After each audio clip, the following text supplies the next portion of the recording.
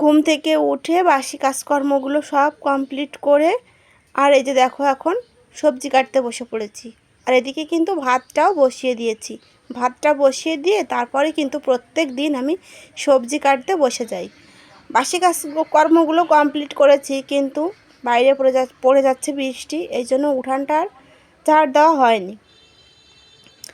যাই হোক, চলো তাহলে সবজি কেটে সকাল সকাল এখন আমি লাউ চচ্চড়ি করব আলু দিয়ে, মানে চচ্চড়ি বলো নিরামিষ বলো যাই বলো, শুকনো শুকনো, আবার ভাজিও বলতে পারো।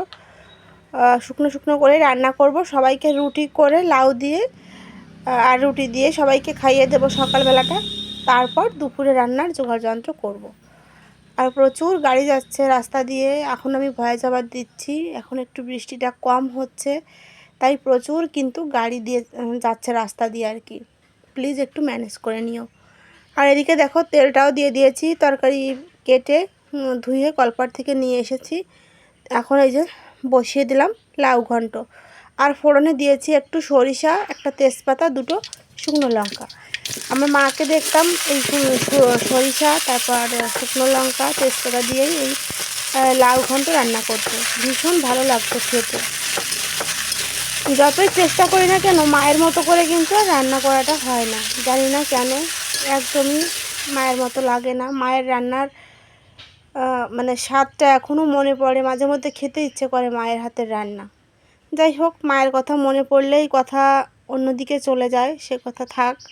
তারপর দেখো এই যে একটু লবণ আর একটু হলুদ দিয়ে তারপর ঢেকে দিলাম। আর এদিকে কিন্তু ভাতটাও আমার উতাল চলে এসেছে, আর ভাতের মারটাও গেলে নেব। এদিকে কিন্তু লাউ ঘন্টটা প্রায় আমার সেদ্ধ হয়ে গেছে। আর লাউটা না মানে ভীষণ শক্ত, শক্ত বলতে কচি ছিল। আগে একদিন রান্না করেছি, তোমরা দেখেছো তরকারি, ঘরে রেখে দিয়েই শক্ত হয়ে গেছে। লাউ কিন্তু ঘরে রেখে দিলে শক্ত হয়ে যায়, আর আজকে একদমই সেদ্ধ হতে চাইছে না। যাই হোক, লাউ ঘন্ট আমার রান্না কমপ্লিট, এখন আমি নামিয়ে নিচ্ছি। নামিয়ে নিয়ে এদিকে দেখো আমি রুটিটাও কিন্তু বেলে নিয়েছি। রুটি বেলে সবগুলো রুটি একসঙ্গে বেলে কিছু টেবিলের উপর রেখে এসেছি, আর কিছু নিচে নিয়ে এখানে বসেছি। রুটিগুলোও কিন্তু আমি ভেজে নেব। সকালবেলাটা না খুব তাড়াহুড়ো থাকে, এদিকে বাচ্চাদের স্কুল থাকে, এদিকে তোমাদের দাদাভাই 7টার দিকে কাজে বেরিয়ে যায়, এই জন্য কিন্তু সকালবেলাটা খুব চাপ থাকে আমার। আর কি জানো, মানে এক মাসে 30 দিন, 30 দিনের 15 দিন চাপটা একটু বেশি থাকে, আর 15 দিন চাপটা একটু কম থাকে। কারণ 15 দিন তোমার দাদাভাই 7টার দিকেই মানে কাজে যায়, আবার আর যে 15 দিন, বাকি 15 দিন কিন্তু একটু দেরি করেই যায়। তোমার দাদাভাই তো মাছের আড়তে কাজ করে, যখন অমাবস্যা বা পূর্ণিমার গোন চলে তখন কিন্তু মাছের চাপটা একটু বেশি থাকে, তখন কিন্তু সবাই মাছ ধরে। এই কারণে ওই টাইমগুলোতে একটু মানে তাড়াহুড়ো করে কাজগুলো কমপ্লিট করতে হয়। সবাইকে খেতে দিয়ে দিয়েছি। এখন দেখো আমার নিজের খাবারটাও নিয়ে বসে পড়েছি। দুটো রুটি নিয়েছি, আর এই যে লাউ ঘন্টটা নিয়েছি। লাউ ঘন্ট দিয়ে এখন আমি খাওয়া দাওয়া করে নেব। আর করে নিয়েছি চাটাও নিয়ে বসেছি, ঢেকে রেখেছি চাটা যাতে ঠান্ডা হয়ে না যায়। নমস্কার বন্ধুরা, আমি সুপ্রিয়া। সবাই কেমন আছো? আশা করি যে যেখান থেকে আমার ভিডিও দেখছো সবাই খুব ভালো আছো, আর আমিও কিন্তু বেশ ভালো আছি। আমার পরিবারে সুস্থ আছে। সুপ্রিয়া কিচেন অ্যান্ড ব্লগ চ্যানেলের নতুন আরও একটা ভিডিওতে তোমাদের সবাইকে অনেক অনেক স্বাগত আর অনেক ভালোবাসা জানিয়ে আমার আজকের ভিডিওটা তোমাদের সঙ্গে নিয়েই এখন থেকে স্টার্ট করলাম। আর এখন বাজে সকাল 10:51। ভিডিও তো অনেকক্ষণ আগেই শুরু করেছি, তোমরা দেখেছো। সকালে ঘুম থেকে উঠে বাসি কাজকর্ম সব কমপ্লিট করে, আর উঠানটা ঝাড় দেয়নি কারণ প্রচুর বৃষ্টি হচ্ছে, উঠান কীভাবে ঝাড় দেবো। বাসি কাজকর্ম কমপ্লিট করে তারপর রুটি ভাতও করেছিলাম, রুটি ভাত আর লাউ দিয়ে একটা নিরামিষ রান্না করেছি, লাউ দিয়ে আর আলু দিয়ে। সবাই সকালে রুটি খেয়েছে, আর ওই লাউ ভাজিটা দিয়ে রুটি খেয়েছে। তারপর চা করে দিয়েছি, চা খেয়ে আমার শাশুড়িমা আমার ছেলেকে নিয়ে স্কুলে চলে গেছে। আর ওরা গাড়িতে করে স্কুলে যায়, তো কোনো অসুবিধা হয় না বৃষ্টি হলেও। তারপর ওদের খাইয়ে স্কুলে পাঠিয়ে দিয়ে তারপর তোমাদের দাদাভাইকে ভাত আর ডাল সেদ্ধ করে দিয়েছি, আর একটা ডিমের অমলেট করে দিয়েছি। তাই দিয়ে তোমাদের দাদাভাই খেয়ে কাজে চলে গেছে। আর রোহিতের শরীরটা একটু খারাপ, ওর স্কুলও বন্ধ, আর টিউশনি পড়তে আজকে যায়নি, হালকা জ্বর আছে গায়ে, ওর কানে একটু যন্ত্রণা হচ্ছে। কালকে নিয়ে গেছিলাম ডাক্তারের কাছে, আশা করি কমে যাবে। আর এখন রান্না করেছি ডাল আর মানে ক্যাপল দিয়ে একটা টক আর কি, চিনি দিয়ে। যাই হোক, বৃষ্টি হচ্ছে তা কি কাজ তো আর ফেলে রাখলে চলবে না, কাজগুলো তো কমপ্লিট করতেই হবে, তাই না? রান্নাবান্না সব কমপ্লিট করে নিয়েছি। আজকে বাইরের কোনো কাজ শেয়ার করতে পারবো না, ভেতরে মানে ঘরের ভেতরে আর কি যেটুকু পারবো সেটুকুই তোমাদের সঙ্গে শেয়ার করব। সঙ্গে থাকো, দেখতে থাকো ভিডিওটা, আশা করি তোমাদের একটু হলেও ভালো লাগবে। তাহলে চলো কি কি রান্না করেছি আজকে তোমাদের ফাইনাল লুকটা একবার একটু দেখাই। আর তারপর বাসন মাজবো, মানে রান্নার পরে যে বাসনগুলো বেরোলো সেগুলো সব মাজবো, রান্নাঘরটা একটু মুছবো। গতকালকে জানো ঘর মুছিনি, মানে এই বৃষ্টির কারণে শুধু শুকাবে না তাই। কিন্তু আজকে কারেন্ট যখন আসে ভাবছি ঘরটা মুছে ফ্যান চালিয়ে রেখে দেবো, আর ভাল লাগছে না ঘর না মুছে। আর রাত্রে এত তেলাপোকা বেরোয়, আর সঙ্গে ইঁদুর মানে ছুঁচো আর কি, ছুঁচোও বেরোয়, তাতে মানে গন্ধ লাগে সকালবেলা। আর আজকে ভাবছি ঘরটা মুছেই নেব, বড় ঘরটা না মুছলেও রান্নাঘরটা মুছে নেব। আর আমাদের কী জানো বন্ধুরা, মানে বৃষ্টি হলে ঘর মুছলে প্রচুর সমস্যা হয়, একদম শুকাতে চায় না।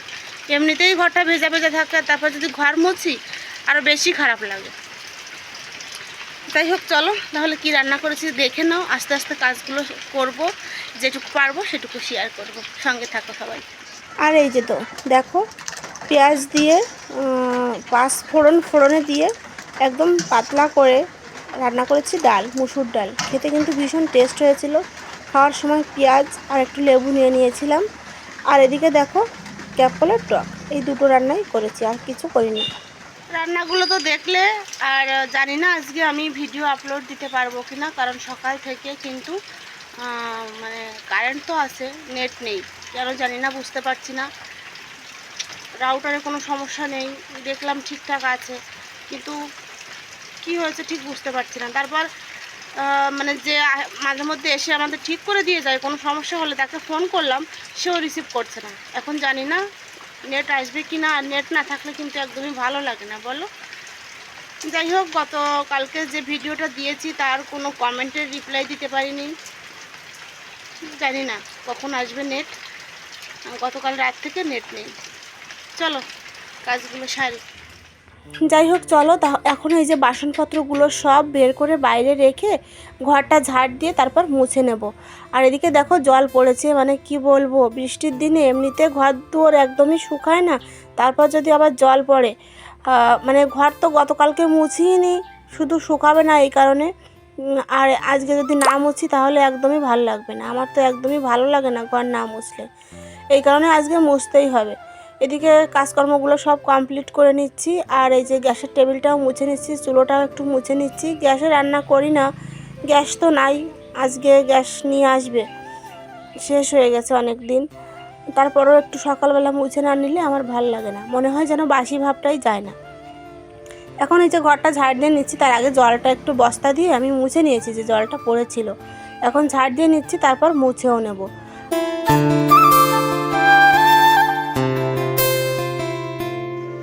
এই মাত্র স্নান করে আসলাম, আর এখন বাজে 1:10। স্নান করে এই যে এসে বসলাম। অনেক বাসন রান্নার পরে বেরিয়েছিল, সকালে সবাই খাওয়া দাওয়া করেছে, তারপর কড়াই মেজেছি, কড়াই ছিল, সব ধুয়ে কমপ্লিট করে রান্নাঘরে রেখে তারপর কলসিতে জল তুললাম, একটু বৃষ্টির জল ধরলাম রান্না করার জন্য।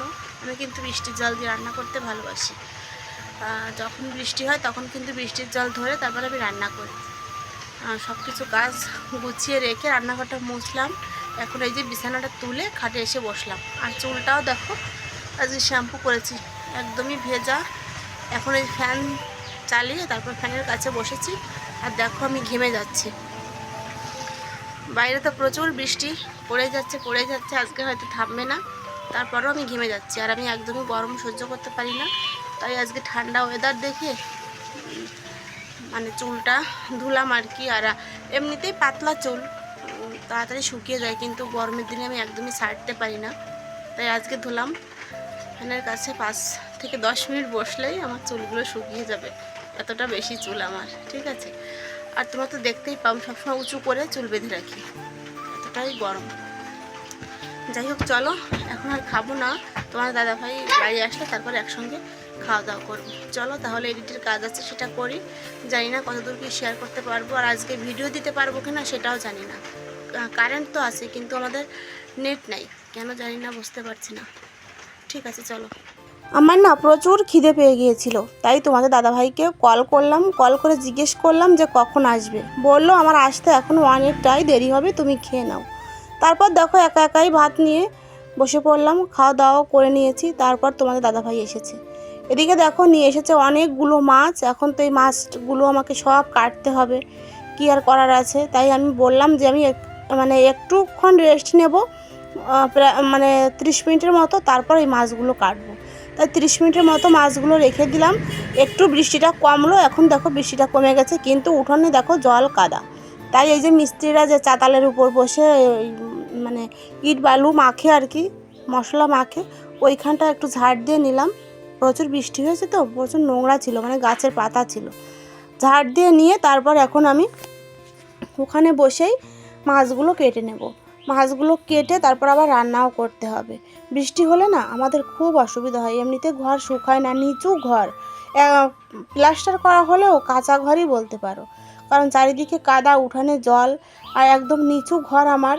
মানে কি বলবো তোমাদের, মানে পোকা মাকড় সব কিছু ঘরে কিন্তু বৃষ্টি হলে উঠে যায়। কিছু করার নেই যতদিন আমার পাকা ঘরটা না হচ্ছে। তারপর দেখো মাছগুলো কেটে নিয়ে চলে এসেছি, রান্না করব কচুর মুখি দিয়ে তরকারি। তরকারিটা আমি রান্না করে নিয়েছিলাম আগেই, সন্ধ্যার আগেই, আর এখন আমি রাতে সবাইকে খেতে দেব। এখন তরকারিটা তোমাদের দেখালাম, আর মাছগুলোও কিন্তু এখন ভাজি করে নেব। মাছগুলো ভাজি করে গরম গরম সবাই মিলে একসঙ্গে খেয়ে নেব। এখন 8:30 মতো বাজে। ভিডিওটা কেমন লাগলো অবশ্যই কিন্তু কমেন্টে জানাতে ভুলবে না। আর আমার যারা নতুন বন্ধু আছো সবাইকে অসংখ্য ধন্যবাদ, অনেক অনেক ভালোবাসা। এইভাবে আমাকে সাপোর্ট করার জন্য, তোমরা এইভাবেই আমার পাশে থেকে আমাকে ভালোবাসা দিও, যাতে তোমাদের ভালোবাসায় আমি এগিয়ে যেতে পারি। আর যে সকল বন্ধুরা আমার নতুন দেখছো আমার ভিডিওগুলো, প্লিজ তোমরা একটা করে কমেন্ট রেখে যেও।